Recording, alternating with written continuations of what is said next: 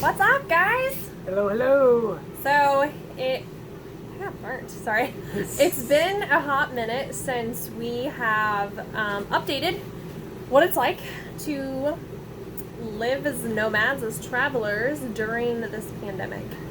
And I'm gonna be real honest, I think that a lot of the reason why we haven't updated is because life just kept changing, and there was a lot of emotions and feelings involved, and it is because we're still going through it. Today is May 3rd, and we're still experiencing a whole new world, basically. Just to kind of start you off, I think the last that we talked, it was when they were starting to really hunker down and set quarantine expectations, and everybody took those expectations differently. In the campground that we were at, there was a lot of people that were, who we thought were friends, and they were social distancing. They decided to isolate, but I think for us, what was hard is that, they wanted families, 10 or less people to be grouping together, and we noticed that this was the time when people kind of had fear going. Yeah. That they'd be picky and choosy, and at first I think it kind of sucked for us because we were the newer people to that campground community, but it really didn't bother us adults. It really affected our children. Yeah, before the pandemic, we would pull into a campground, and as soon as we were set up, our kids would just rush around finding all the kids that they knew or even new kids. And they wanted to do that, and we couldn't let them because a lot of the families were trying, to keep the kids separated, and it was just something new for them and hard for them to understand. It was extremely hard because our kids would see kids they normally play with and just go over and be like, hey, what's up? And then, the thing is that some adults didn't handle it appropriately and just talked to us or other parents that, hey, we're self-isolating, but as this group of 5 or this group of 4, this is how we're doing things. And there was no communication, and they just kind of assumed everybody was doing their own thing. And I think that's where it kind of got sticky and hairy for a lot of people in the campground, and not just us, but just as a whole. It was really hard to navigate. Are you social distancing? What does that look like for you? How are you handling that? Some families completely isolated themselves, wouldn't even come out of the camper until at night. And so it was very awkward. But our daughter in particular, somebody had asked her to leave, and she didn't quite understand why some friends could stay and others had to leave. And our littlest, she has such a big heart, and so it really hurt her feelings. And parents had to work through that and have conversations because, everybody has eyes, and we can, they're all living in the same area, so we can see who comes and goes and who's doing what. And so it was just, well, you learned how your friends were. That was the first thing. You learned who was honest. You learned people that were just kind of winging it. You just learned a lot about people. It was a really, and is a good learning experience for us.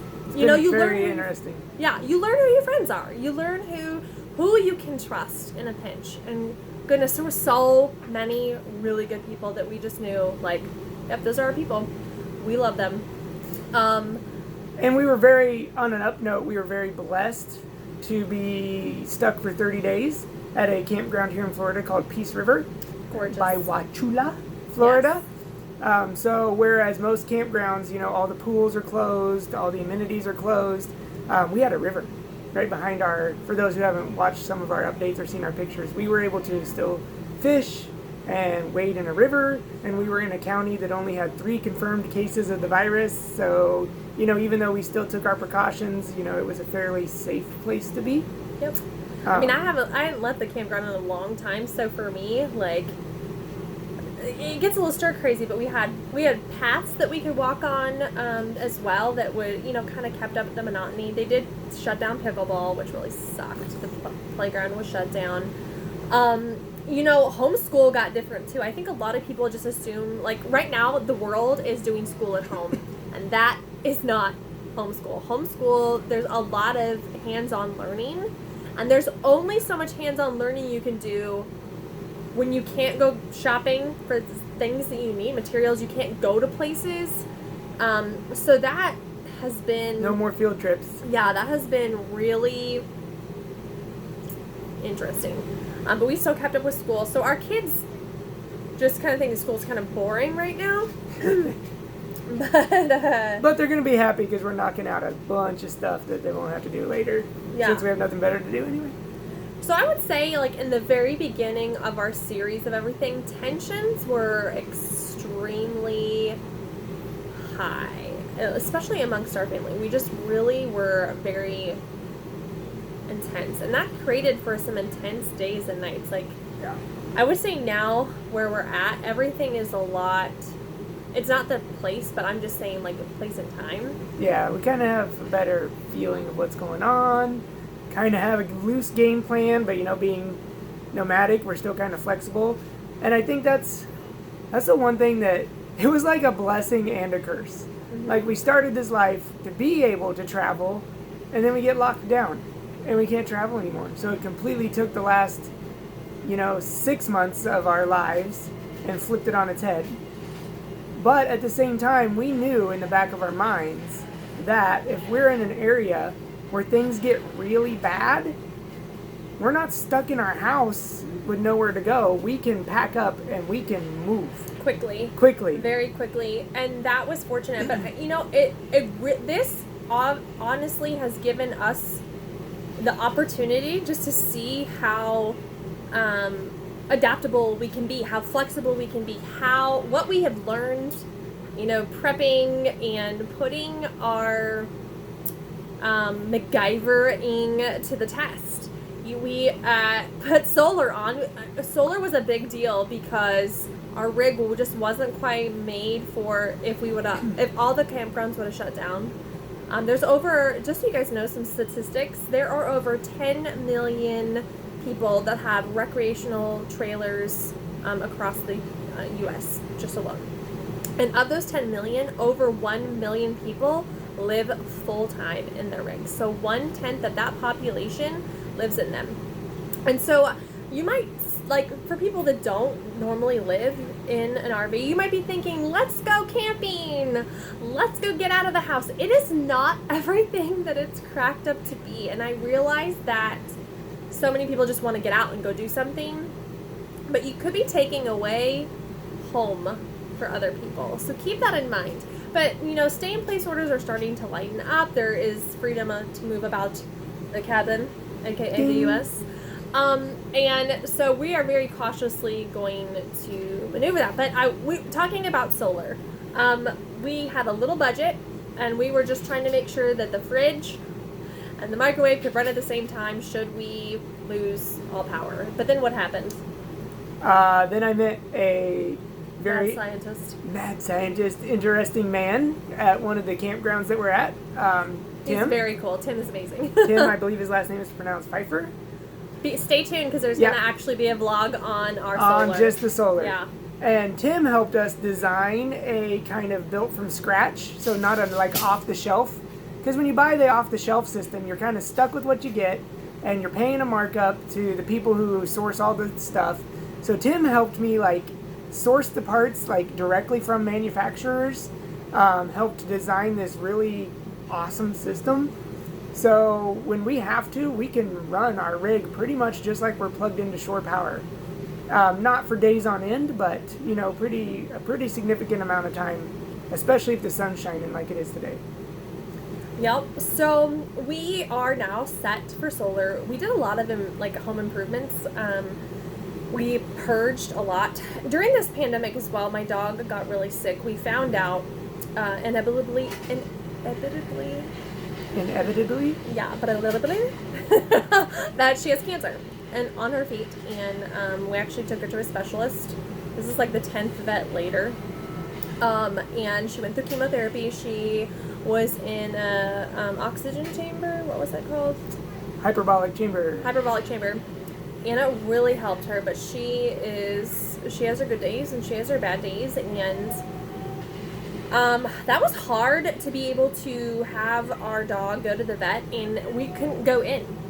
So literally we said what we knew and then they took her from the window. And at this time when we first took her to this place, like, we thought we were going to lose her because she was having blood in her stools. She was just really lethargic. She wasn't eating. And so when we handed her over, I was just terrified. A little girl terror. One time I took my guinea pig in and the next thing I know, my guinea pig's dead. So I was terrified. That's a whole other story. Yeah, like, so I was just terrified to hand my dog over and then for them to come out and say she's gone. Yeah, it was so weird because it literally was like a drive-up vet. Like, you pulled in, they asked you what spot you were in, they came out and like took her out the window and like, Yep. we're like, okay, we'll call you and let me know. Yep. So the doctor, that's going to be a whole nother blog. But just this man was so careful and attentive and just gracious, and it took a lot. They actually, they had some poor instructions for taking care when we took her home, and she almost lost her foot because of it, because of the untrained vet tech. But we worked through it. We saved her foot, but she almost got gangrene. Like, it was bad. Like, it was gross, for lack of words. So we're taking care of her now. She has to have foot soaks every day. Her foot is no longer swollen. We'll probably do a little blog on that because it was it is a rare cancer. Like, a normal vet maybe would see this once in their entire lifetime as a vet, like 30 plus years, and probably not even know it. That's how rare this cancer is. She lived. She was only like, this cancer takes dogs in about 3 to 4 months is the average morbidity rate. We had been unknowingly treating her cancer for 9 months and still going. So knock on some wood. She's got some fight left her. So yeah, we went through that. Right now, we are in the last stages of just trying to, like, we're still wintering here in Florida. We moved to campground at the same place. I think at this point it's springing here in Florida. I don't think we're wintering anymore. Yeah, so we're in spring, but we were just trying to winter. So we left our campground because April 30th, the staying places were done. Everything just opened back up. We wanted to be cautious, so we came to another campground so we can retest our solar one more time, just make sure everything was going well. And then we are going to slowly head back to Kansas where our kids have appointments. And we had to do that very strategically because not all of the states are open. Not all counties are open. And there's quarantining issues, there's laws, there's a whole lot. So we're going to start by going up to South Carolina, where they never closed down. And we're going to stay there for just a couple days. We're going to give the kids the last opportunity to, like, see the ocean, because we're going to pretty much landlock ourselves again as we have navigated back to Kansas. The kids are going to get some doctor's appointments taken care of, and then we head out to Colorado. We are hunkering down in Colorado because we have a very strong feeling that we might get, the nation as a whole might re-quarantine. And if we're going to get stuck somewhere, it's not a bad place to get stuck, especially during the summer. It's very hard to know what's going to happen. Yeah. But, when you see the articles where the specialists are saying that, maybe 2021 before a lot of the common things start to come back, that kind of puts a damper on our plans. We're supposed to be up the East Coast and seeing Maine here pretty soon. What's the point of traveling up the East Coast if you can't see any of the stuff you wanted to see? So even if the campgrounds are open, we're not going to visit the campgrounds. We're going to see the different sites and the different tour stuff. So we thought maybe this summer it made sense to find a place where we could just kind of hunker down in one place that we love, and we know that we love Colorado. So I found a couple of work camping opportunities. I was getting sick of him, so give him something to do while I'm working. That gives us a spot where we can stay in one place for really cheap, and I can make a little extra money while we're hunkered down to maybe when things open back up, we'll be a little more free to visit some of the places we wanted to visit. And honestly, the place that I think we're going to settle on is pretty freaking fun. Like, it's going to almost be like a summer vacation, pretty much. For the kids. They have a water park. Don't know if it's going to open up. Hopefully. 2 pools. Yep. Water park. dog park. So I don't know. I mean, a lot of the same. I think as a traveler, a lot of us are starting to come around to like, what is this going to look like? Some people, some friends that we knew were completely displaced. They were in areas of the United States where everything was shut down. Everything. And they had to really seek shelter. And that was scary. And so that's kind of why I put in that plug, like, guys, please, you know, if you don't need to be camping right now, or if you're in a place where there's limited resources for people that might be trying to get home or travel, take a tent and pitch it up in your backyard. But, like, oh my gosh. I was trying. That was there. You're good. Doing good. Keep going. I can't even. I don't even. Gosh. Sorry. My serious face. Such a jerk. Let's just move on. Just screw it. Just anyway. We about caught everyone up. We got what's been happening, where we are, where we're going. We'll definitely do. Oh, I do want to talk one thing really quickly. The younger community. I didn't realize how much hospitality, potlucks, and things like that within our culture of traveling, how important they were at really like building community, because we didn't really get to know our neighbors till right before we left, and then we were sad to see them go.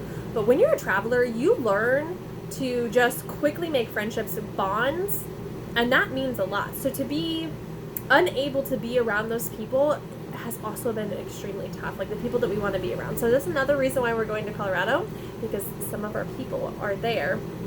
And I think the only other thing, and this isn't really related to just strictly people that are traveling, but the need to have a haircut is real. Like, if the Tiger King wasn't gay, I'm number one for his wife. Like, my mullet is I'm way overdue. Everyone makes fun of the bald guy till no one can get haircuts anymore. To be frank, if you guys made it this far, can you just type mullet in the comments? Don't say anything else. Just type mullet in the comments. I want to see who actually watches this video till the end. And then, of course, when people see the word Sam said mullet or something like that, like, people are going to be like, what? What? Mullet what? All right, so I don't really think we have much else to say. I think I'll go cook some dinner. There's a lot of other vlogs coming out. We've got the dog vlog. We've got the solar. That's going to be important. And we'll do our trip traveling again for the first time. Oh man, there's something we didn't talk about. We've never, since we started this, we've never stayed so long in one spot as when we stayed from April 1st to April 30th. And so, like, it was like a relearning curve where, like, we don't remember how to travel anymore. Yep. Had to pack everything back up. Yeah, we did really good. It was nice. And we accumulated stuff, too, so we're good. All right, y'all. Thank you so much for tuning in, and we hope you have a blessed day.